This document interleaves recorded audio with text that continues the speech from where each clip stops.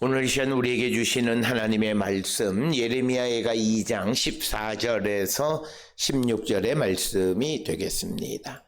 예레미야가 2장 14절에서 16절에 있는 말씀 이제 한 목소리로 합독하시겠습니다.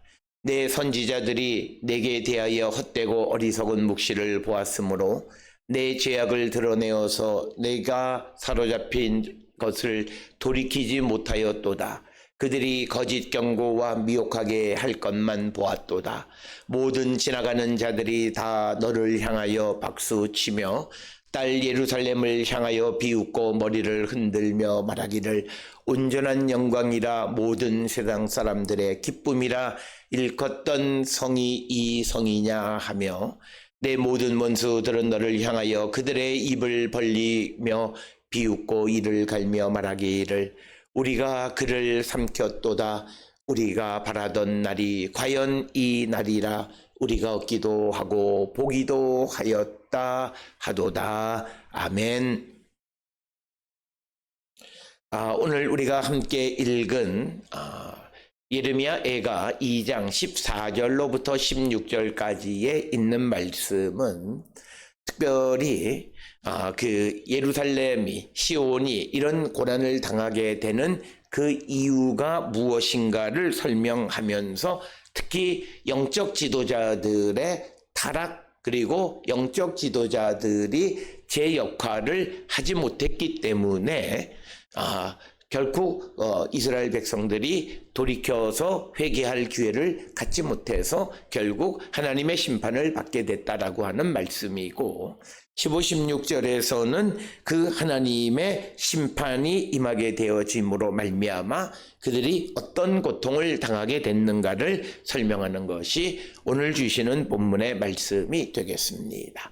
오늘 주시는 본문 14절에 있는 말씀을 보게 되면 너의 선지자들이 너에게 대하여 헛되고 어리석은 묵시를 보았으므로 내 죄악을 드러내어서 내가 사로잡힌 것을 돌이키지 못하였도다.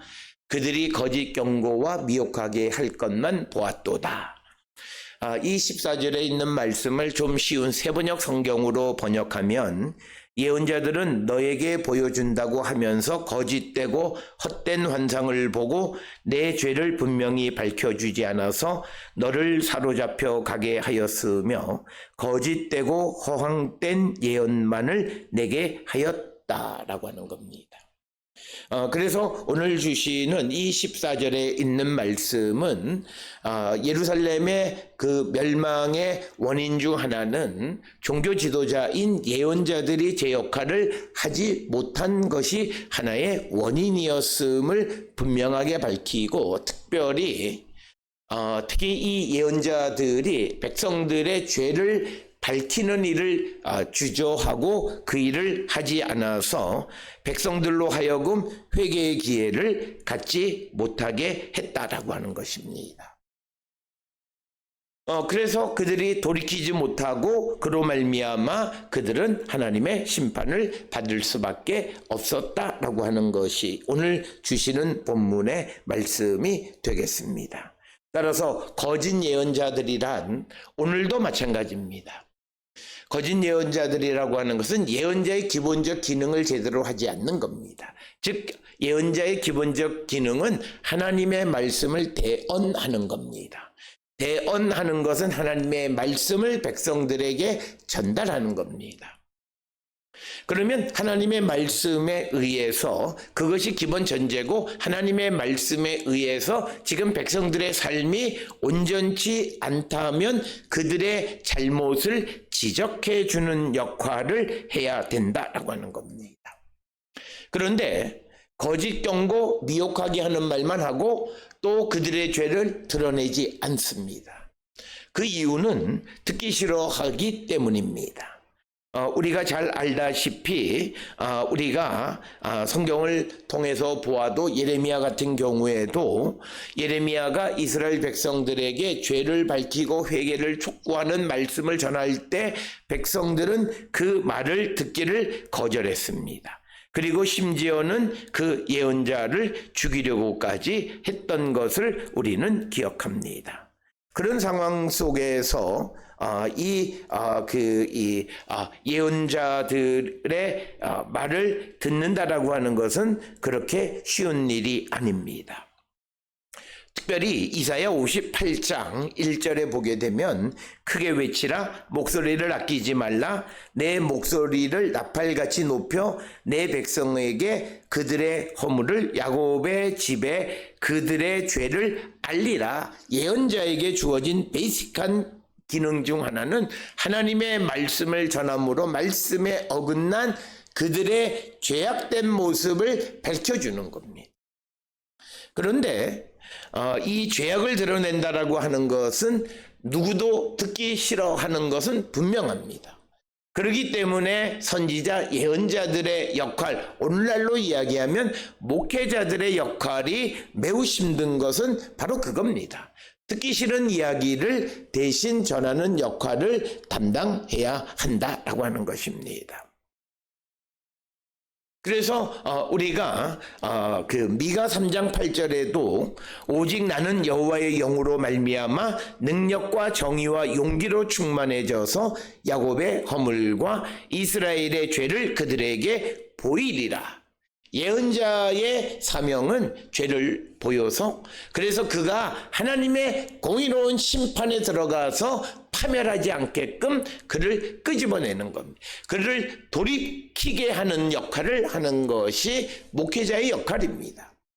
그렇기 때문에 오늘 제대로 알지 못하는 목회자들이 위로한답시고 죄 가운데 있는 사람들에게 위로하면서 잘 될 거야. 왜 잘 되겠어요? 거짓말이잖아요, 그게. 그게 백성들을 미혹하게 하는 거예요. 오늘 우리가 살고 있는 이 시대에 교회가 이 세상을 향해서 주어야 하는 메시지 중 하나는 희망의 메시지보다는 회개의 메시지를 전하는 것이고 성경은 회개가 곧 희망이고 회개를 없는 회복이라는 것은 없다라고 하는 것이 성경의 가르침이에요. 그렇기 때문에 목회자는 하나님의 말씀의 기준에 공정한 기준에 따라 즉 공정한 기준이라는 것은 대상에 관계없이 자기 자신에게도 타인에게도 그리고 타인이 어떤 사람이든 상관없이 똑같은 잣대로 하나님의 말씀을 전달하고 말씀으로 그들의 모습을 돌아볼 수 있도록 인도하는 역할을 하는 것이 바로 목회자의 역할이고 오늘 주시는 14절에 말하는 선지자들의 역할인데 그 선지자들이 그 역할을 하지 않았다라고 하는 거예요.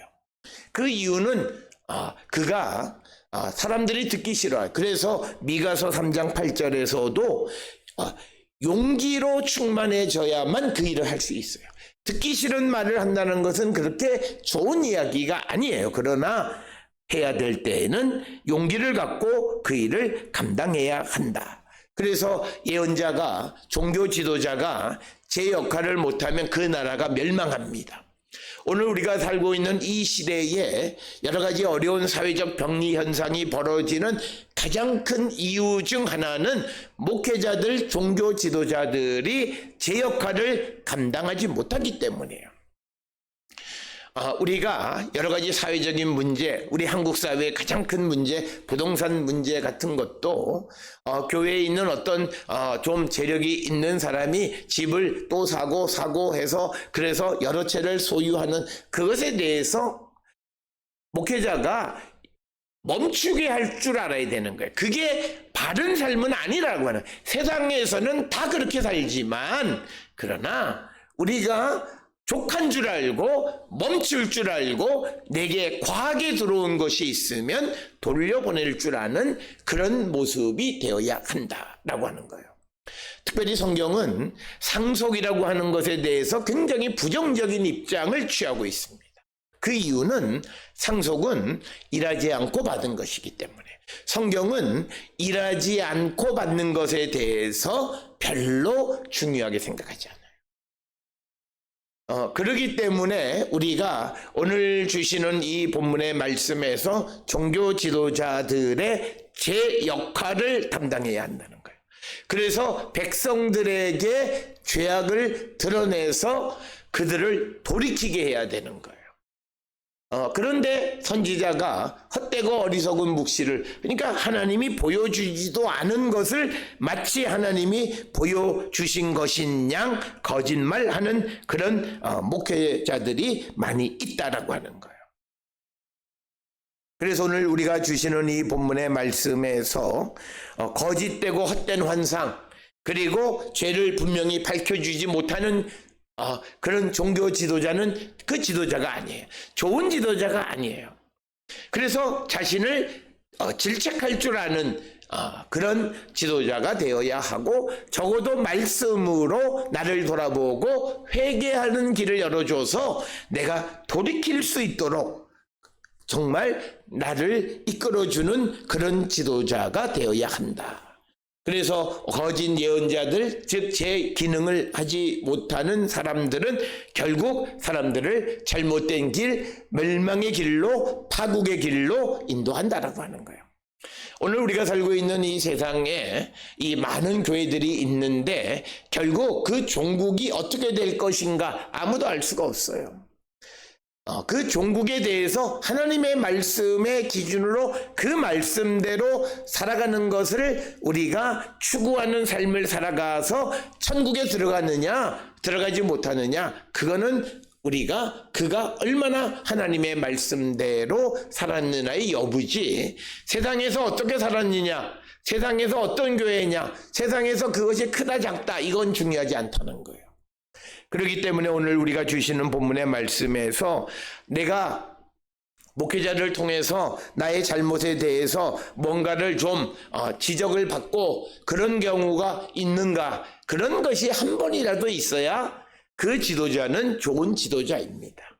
그렇지 않고 그냥 좋은 말만 해요. 그리고 그냥 허황되게 뭐 잘 될 거야 이렇게만 얘기해요. 그런데 그렇게 말하는 사람들이 갑작스럽게 재앙이 오면 아무 책임도 지지 않고 입을 싹 닫아버려요.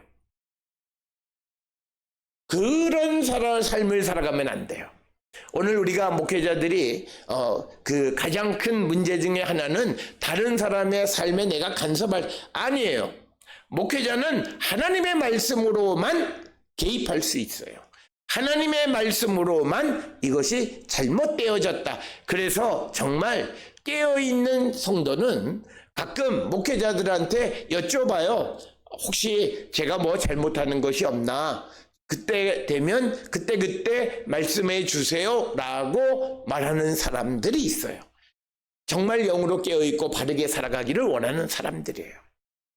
그러나 조금만 자기에게 어떤 말, 설교에서 어떤 말만 자기에게 조금 걸리는 이야기가 오면 혹 이것이 나를 비난하지 않았나 해서 마음을 상하거나, 그렇게 되면 그것은 결국 그 성도가 회개의 기회를 잃어버리게 되고, 그래서 결국 그는 하나님 나라로 가기가 매우 어렵다라고 하는 것입니다. 그래서 오늘 주시는 본문의 14절이 우리에게 강조하는 것은 거짓 종교 지도자가 제 역할을 못할 때, 특히 듣기 싫은 말을 할 때 좋은 말만 하는 지도자는 좀 이상한 거예요. 우리가 하나님의 말씀으로 우리를 돌아보면 좋은 것이 있을 수가 없어요. 그걸 우리는 꼭 기억을 하셔야 되고, 그래서 오늘 주시는 본문 14절에 이 예언자들에 대해서 하나님이 이제 묵시가 끊어지고 그들이 헛되고 어리석은 묵시를 보니까 진리가 결핍하는 거예요. 말씀이 살아있지 않아요. 그렇기 때문에 그들에게는 하나님의 심판이 임할 수밖에 없어요. 그래서 좋은 교회는 하나님의 말씀의 기준이 작동하는 교회예요. 하나님의 말씀으로. 그래서 성도들은 좀 버거울 수 있어요. 그렇지만 하나님의 말씀이 넘쳐나는 교회가 되어야지, 말씀이 결핍된 교회가 되어서 그냥 자기가 세상을 살아가는 악한 일을 행하고도 교회에서 마치 영웅담을 말하듯이 말하는 그런 현실, 교회 마당을 밟고서 세상의 더러운 이야기를 그저 주절주절 말할 수 있는 그런 교회는 썩은 교회예요. 진리가 살아있지 않는 교회, 진리가 결핍한 교회예요. 그런 교회에 있는 자들은 돌이킬 수 있는 기회를 상실하는 거예요. 그래서 우리가 종교 지도자가 제 역할을 못하거나 그래서 진리가 결핍되어지면 그들은 분명 하나님의 심판을 피할 길이 없다라고 하는 거예요. 그래서 우리에게 항상 좋은 말만 하는 잘하고 있다. 잘하고 있지 않아요. 우리가 하나님 앞에 잘하고 있지 않다고요. 우리에게 잘한다고 말할 수 있는 분은 딱 한 분이 하나님이에요. 하나님의 위로, 말씀의 위로, 그것밖에 없어요. 사람이 너 잘하고 있다 이런 말 누가 책임질 수 있어요? 누가 잘 된다고 그러는데 이렇게 된 거 책임지세요. 어떻게 감당할 거예요?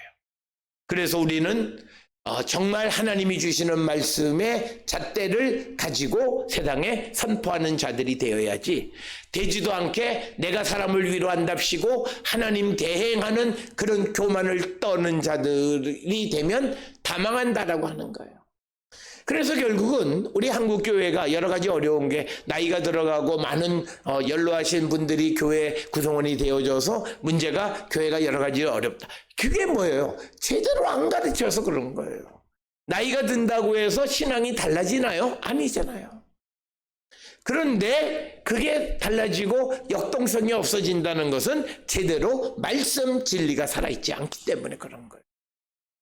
그래서 오늘 주시는 14절은 오늘을 살아가는 우리에게 주시는, 특히 목회자들에게 주시는 말씀이 얼마나 엄중하고 소중한가를 가르쳐주고, 그 목회자의 역할이 그 공동체, 그 교회의 전체를 살리느냐 죽이느냐를 결정한다라고 하는 거예요. 그래서 선지자들이 거짓을 말하고 진리를 말하지 않아 회개의 기회를 박탈함으로 말미암아 하나님의 심판이 임하게 되니까, 이제 15절에 보게 되면 그들의 멸망에 대해서 타인들이 비웃는 처지가 됩니다. 그래서 모든 지나가는 자들이 너를 향하여 박수치며 딸 예루살렘을 향하여 비웃고 머리를 흔들며 말하기를 온전한 영광이라 모든 세상 사람들의 기쁨이라 일컫던 성이 이 성이냐 하며, 내 모든 원수들은 너를 향하여 그들의 입을 벌리며 비웃고 이를 갈며 말하기를 우리가 그를 삼켰도다. 우리가 바라던 날이 과연 이 날이라 우리가 얻기도 하고 보기도 하였다 하도다. 이 말씀을 조금 우리가 쉽게 해석하면, 지나가는 모든 나그네들이 15절에 너를 보고 손뼉치며 도성 예루살렘을 보고서 머리를 내저으며 빈정거리며 이것이 바로 그들이 더없이 아름다운 성이요 온 누리의 기쁨이라 하던 그 성인가 하고 비웃는다. 즉 비웃음거리가 되고, 16절에 내 모든 원수들이 이를 갈며 너를 보고 입을 열어 빈정거린다. 우리가 그를 삼켰다. 이것이 바로 우리들이 기다리던 그날이 아닌가. 우리가 이제 드디어 그것을 보았구나. 이렇게 원수들이 비아냥거리게 된다. 그래서 우리가 하나님의 말씀이 없어 우리가 하나님의 심판을 받게 되어지면 적의 조롱과 멸시거리가 되어짐을 우리에게 보여주는 것이 특별히 15절 16절의 말씀이 되겠습니다. 특별히 오늘 주시는 본문의 말씀 15절에서 너를 향하여 박수치며 딸 예루살렘을 향하여 비웃고 그리고 머리를 흔든다. 그러니까 비웃는다라고 하는 말은 이제 멸망한 예루살렘을 보고 휘파람을 부는 거예요. 그리고 또 머리를 흔든다는 것은 멸시하는 거예요. 그러니까 비웃고 머리를 흔드는 것은 상대에게 야유하면서 멸시하는 행동이에요. 그러면서 예루살렘을 보고 말하기를 온전한 영광이라 모든 세상 사람들의 기쁨이라 일컫던 성이 이 성이냐? 너희들이 이 성에 대해서 그렇게 말하더니 이렇게 완전히 멸망했다라고 지나가던 원수들이 조롱하게 되어질 것이다 라고 하는 것이고, 그리고 또 16절에서는 이제 모든 원수들이 입을 벌리며 비웃고 이를 갈며 말하기를 우리가 그를 삼켰도다. 우리가 바라던 날이 과연 이 날이다. 이렇게 말하면서 우리가 얻기도 하고 보기도 하였다라고 말한다는 거죠. 죄로 인한 파멸과 그로 인한 조롱에 대해서 15, 16절에서 기록하고 있고, 예루살렘의 멸망에 대해서 원수들이 기뻐하고 조롱하고 즐거워하는 모습을 15, 16절에 기록하고 있습니다. 우리가 세상을 살아가면서 내가 어떤 일에 실패도 할 수 있고 좌절도 겪을 수는 있지만, 그러나 그것으로 말미암아 나의 경쟁자들이 나를 비웃고 나를 조롱하고 멸시하는 그것을 이기기가 매우 어려운 것이 사람들의 모습입니다.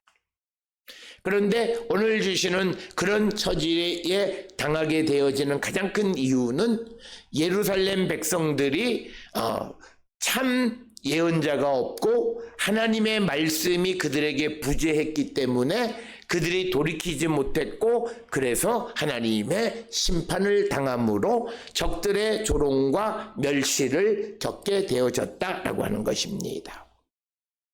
따라서 오늘 주시는 본문의 말씀에서 우리에게 좋은 지도자, 좋은 종교 지도자는 필요합니다. 좋은 종교 지도자는 좋은 말을 하는 사람이 아니라 우리에게 하나님의 말씀으로 회개를 촉구하는 자가 좋은 지도자입니다.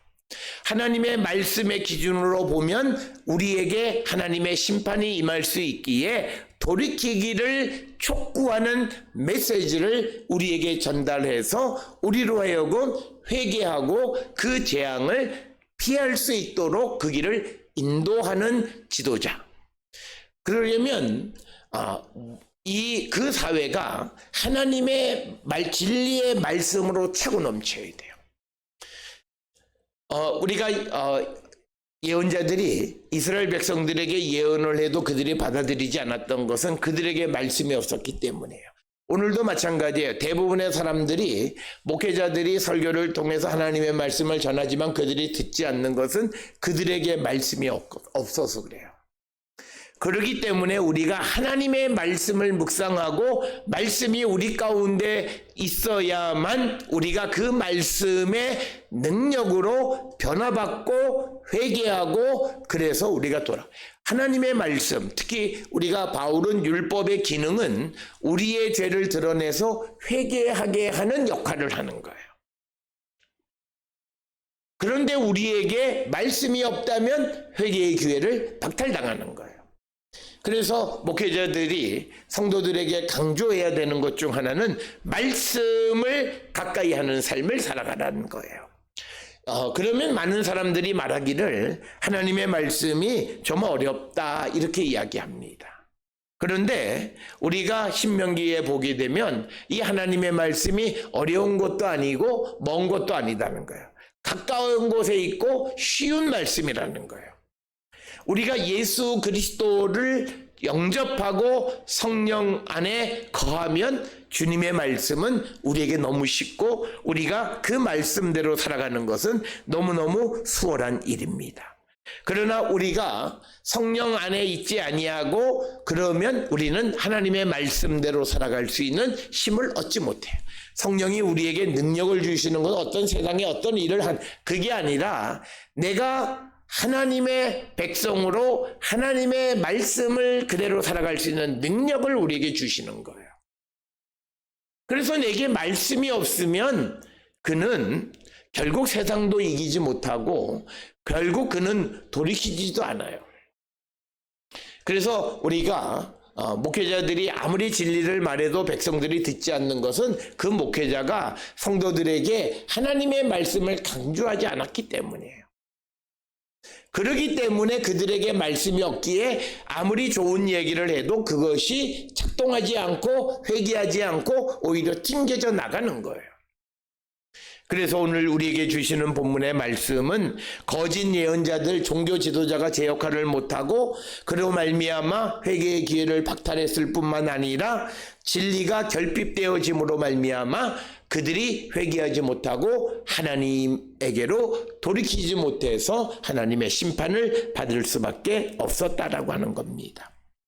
성경에 나타나는 종교 지도자, 특히 예언자는 단순히 미래의 일을 말하는 자가 아니라 하나님의 말씀을 백성들에게 전하고 백성들을 영적으로 도덕적으로 이끄는 지도자, 중요한 것이 영적으로 이끄는 지도자. 그래서 경고도 하고 회개도 하고 구원을 선포하고 심판과 정의 등 다양한 메시지를 전달할 줄 아는 자가 되어야 한다라고 하는 거예요. 그래서 백성들이 하나님의 뜻을 따르고 그분과의 관계를 회복할 수 있도록 돕는 것이 바로 선지자, 종교 지도자, 오늘날 목회자의 역할입니다.